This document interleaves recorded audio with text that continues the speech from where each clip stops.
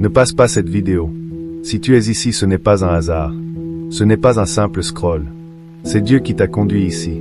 Il a vu ton cœur. Il connaît ce que tu vis. Et aujourd'hui, il veut te parler. Il veut te montrer ce qui t'éloigne de lui, pour mieux te rapprocher. Dans cette vidéo, on va parler de 3 grandes erreurs que beaucoup de chrétiens font sans s'en rendre compte, et qui les éloignent de la présence de Dieu. Mais si tu restes jusqu'à la fin, je te le dis, tu repartiras avec quelque chose de précieux pour ta vie spirituelle. Et si tu crois que ce message peut bénir quelqu'un, alors like la vidéo, abonne-toi à la chaîne Chemin de Vérité, et active la cloche pour ne rien rater. On est chrétiens et notre mission c'est de partager la parole de Dieu. Alors partage cette vidéo autour de toi. C'est comme ça que tu soutiens l'œuvre de Dieu. C'est comme ça que des vies peuvent être transformées. Que Dieu te bénisse, et maintenant, ouvrons nos cœurs à sa vérité. La première erreur qui nous éloigne de Dieu, c'est de vivre dans le péché sans repentance. L'une des plus grandes erreurs que l'homme puisse commettre est de vivre dans le péché sans repentance.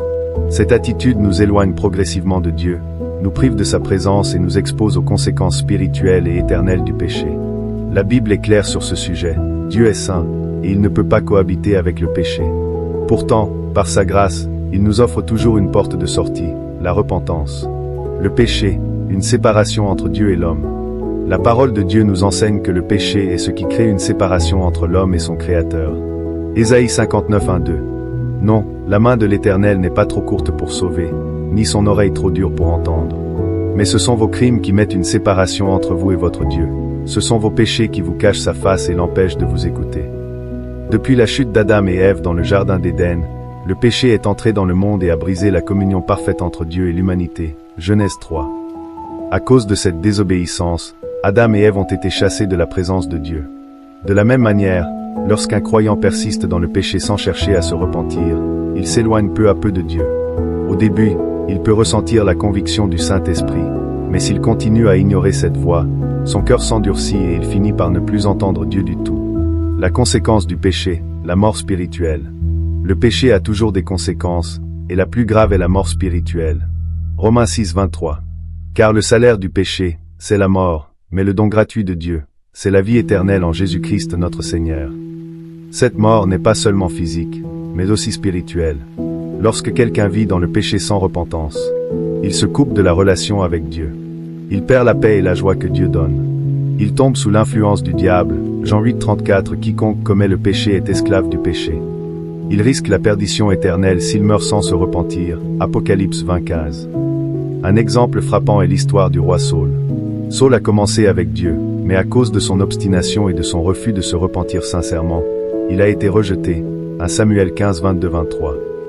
Dieu l'a remplacé par David, un homme selon son cœur, parce que David, malgré ses fautes, savait revenir à Dieu dans la repentance. Dieu attend notre repentance. Malgré notre péché, Dieu ne nous rejette pas immédiatement. Il attend notre repentance avec patience et amour. 2 Pierre 3, 9.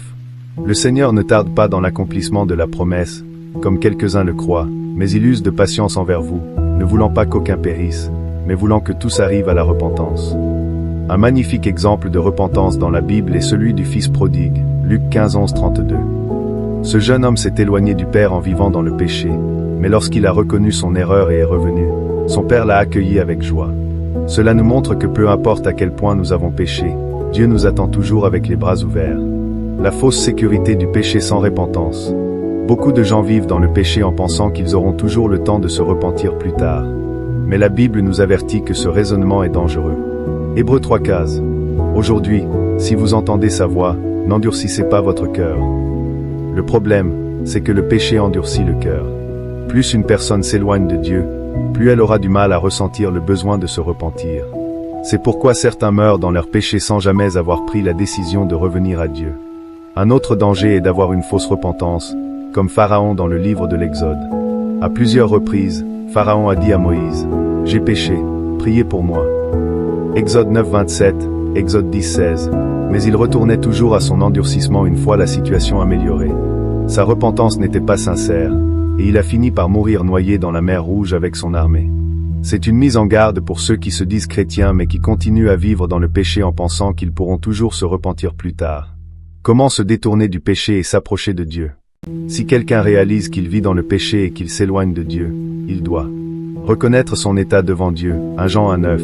Si nous confessons nos péchés, il est fidèle et juste pour nous les pardonner. Se repentir sincèrement, c'est-à-dire abandonner le péché et changer de direction.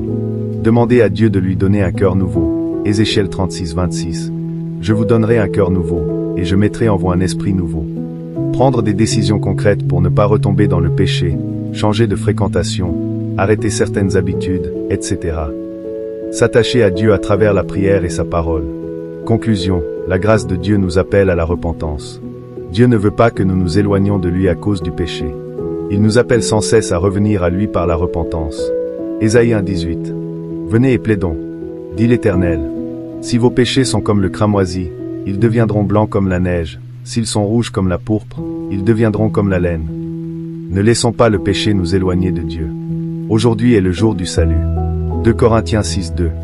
Voici maintenant le temps favorable, voici maintenant le jour du salut. Si tu as vécu loin de Dieu, c'est le moment de revenir à lui avec un cœur sincère. Il t'attend les bras ouverts. Ne reporte pas ta repentance, car demain ne nous appartient pas. Prière de repentance. Seigneur, je reconnais que j'ai péché et que je me suis éloigné de toi. Pardonne-moi et purifie-moi par le sang de Jésus. Je me détourne du péché et je veux marcher dans tes voies. Remplis-moi de ton esprit et restaure ma relation avec toi. Au nom de Jésus. Amen. La deuxième chose qui nous éloigne de Dieu, c'est la négligence de la prière et de la lecture de la Bible. Une erreur qui nous éloigne de Dieu. L'un des plus grands dangers spirituels auxquels un croyant peut faire face est la négligence de la prière et de la lecture de la Bible. Ces deux disciplines spirituelles sont essentielles pour maintenir une relation intime avec Dieu. Lorsqu'elles sont mises de côté, notre foi s'affaiblit, nous devenons vulnérables aux attaques de l'ennemi et nous nous éloignons progressivement de la volonté divine. L'importance de la prière. La prière est le canal par lequel nous communiquons avec Dieu. C'est un moyen d'exprimer notre amour, nos besoins, notre reconnaissance et notre adoration envers lui. La Bible nous exhorte à prier sans cesse. 1 Thessaloniciens 5:17. Priez sans cesse. Philippiens 4:6. Ne vous inquiétez de rien, mais en toute chose faites connaître vos besoins à Dieu par des prières et des supplications, avec des actions de grâce. Lorsque nous négligeons la prière, nous nous privons de la direction et de la sagesse de Dieu. C'est à travers la prière que nous recevons la force nécessaire pour résister à la tentation et pour marcher selon la volonté divine. L'exemple de Jésus-Christ nous montre combien la prière est cruciale dans la vie d'un croyant. Il passait du temps dans la prière, souvent seul, pour chercher la volonté du Père, Marc 1,35. Les conséquences de la négligence de la prière. Lorsque nous cessons de prier régulièrement, nous nous exposons à plusieurs dangers spirituels. Affaiblissement de la foi. Sans la prière, notre relation avec Dieu devient distante et froide. Manque de discernement. Sans communion avec Dieu, nous avons du mal à distinguer sa voix des autres influences du monde. Vulnérabilité face à la tentation. Jésus a dit à ses disciples, « Veillez et priez, afin que vous ne tombiez pas en tentation. » Matthieu 26:41. L'exemple biblique de Pierre illustre bien ce danger. Avant la crucifixion de Jésus, Pierre n'a pas prié alors que son maître l'avait exhorté à le faire. Par conséquent, il a fini par renier Jésus 3 fois, Luc 22:61-62. L'importance de la lecture de la Bible. La Bible est la parole vivante de Dieu et notre guide spirituel. Elle nous enseigne la vérité, nous corrige et nous éclaire. Josué 1:8. Que ce livre de la loi ne s'éloigne point de ta bouche, médite-le jour et nuit, pour agir fidèlement selon tout ce qui y est écrit. Car c'est alors que tu auras du succès dans tes entreprises, c'est alors que tu réussiras. 2 Timothée 3:16-17. Toute écriture est inspirée de Dieu, et utile pour enseigner, pour convaincre, pour corriger, pour instruire dans la justice. La lecture et la méditation de la parole de Dieu nourrissent notre esprit et fortifient notre foi. Les conséquences de la négligence de la lecture biblique. Ignorance de la volonté de Dieu. Comment connaître sa volonté si nous ne lisons pas ses instructions? Facilité à être trompé. Satan a trompé Ève en distordant la parole de Dieu. Genèse 3:1-6. Sans la connaissance biblique, nous pouvons être induits en erreur par de fausses doctrines. Perte de croissance spirituelle. La parole de Dieu est notre nourriture spirituelle. Matthieu 4:4.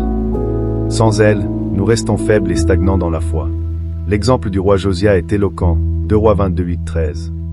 Lorsque le livre de la loi a été redécouvert, il a réalisé à quel point le peuple s'était éloigné de Dieu par ignorance de sa parole. Comment remédier à cette négligence? Fixer un temps quotidien pour la prière et la lecture biblique. Cela doit devenir une priorité. S'entourer de croyants engagés. Fréquenter une communauté qui encourage la prière et l'étude biblique. Pratiquer ce que nous lisons. La Bible ne doit pas être seulement lue, mais appliquée, Jacques 1,22. Demandez l'aide du Saint-Esprit. Il nous enseigne et nous aide à comprendre la parole de Dieu, Jean 14,26. Conclusion. La prière et la lecture de la Bible sont les piliers de notre relation avec Dieu. Les négliger, c'est ouvrir la porte à l'éloignement spirituel et aux attaques de l'ennemi. Mais en les cultivant quotidiennement, nous restons fermes dans la foi, guidés par la volonté divine et fortifiés pour mener une vie victorieuse en Christ. Que Dieu nous aide à demeurer fidèles dans ces disciplines spirituelles afin de croître chaque jour dans sa présence. Amen. La troisième chose qui nous éloigne de Dieu, c'est de mettre Dieu en second dans sa vie. Dans notre marche avec Dieu, l'une des plus grandes erreurs que nous commettons souvent est de ne pas lui donner la première place dans nos vies. Lorsque Dieu est relégué au second plan, cela nous éloigne progressivement de lui et nous expose à divers dangers spirituels et moraux. L'amour du monde au-dessus de Dieu.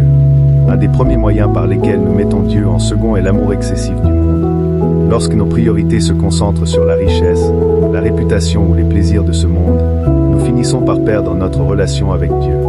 Jésus nous met en garde contre cela dans Matthieu 6,24. Nul ne peut servir deux maîtres, car ou il haïra l'un et aimera l'autre, ou il s'attachera à l'un et méprisera l'autre.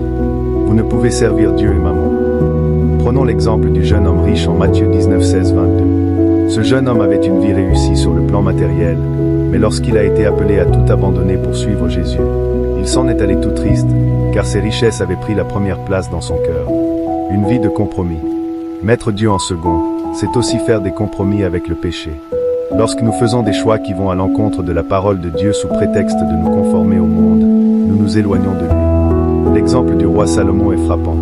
Bien qu'il ait commencé sa vie en honorant Dieu, il s'est laissé détourner par ses nombreuses femmes et a fini par adorer des idoles. Un roi 11,4 nous dit: à l'époque de la vieillesse de Salomon, ses femmes inclinèrent son cœur vers d'autres dieux, et son cœur ne fut point tout entier à l'Éternel, son Dieu, comme l'avait été le cœur de David, son père. Les compromis peuvent sembler anodins au départ, mais ils finissent par nous éloigner totalement de Dieu. La préoccupation excessive par les soucis de la vie. Beaucoup de personnes se laissent étouffer par les soucis de la vie au point de reléguer Dieu au second plan. Jésus nous met en garde dans la parabole du semeur, Matthieu 13,22. Celui qui a reçu la semence parmi les épines, c'est celui qui entend la parole, mais en qui les soucis du siècle et la séduction des richesses étouffent cette parole, et la rendent infructueuse. Prenons l'exemple de Marthe en Luc 10,38-42. Alors que Jésus était dans sa maison, elle était occupée par de nombreuses tâches et s'est plaint que sa sœur Marie ne l'aidait pas. Mais Jésus lui a répondu: Marthe, Marthe, tu t'inquiètes et tu t'agites pour beaucoup de choses. Une seule chose est nécessaire. Marie a choisi la bonne part, qui ne lui sera point ôtée. Nous devons donc faire attention à ne pas nous laisser submerger par les responsabilités au point d'oublier de rechercher Dieu. La négligence de la prière et de la parole. Quand nous n'accordons plus du temps à la prière et à l'étude de la parole, nous mettons Dieu en second. Or, Josué 1,8 nous exhorte à méditer la parole jour et nuit pour prospérer dans nos voies. Samson est un exemple de quelqu'un qui a négligé sa relation avec Dieu. Il était fort physiquement, mais il a perdu son onction à cause de son manque de vigilance spirituelle. Juge 16,20 nous dit: il se réveilla de son sommeil et dit: je m'en tirerai comme les autres fois, et je me dégagerai. Il ne savait pas que l'Éternel s'était retiré de lui. Comment remettre Dieu à la première place? Pour ne pas tomber dans ses travers, nous devons prendre des décisions concrètes.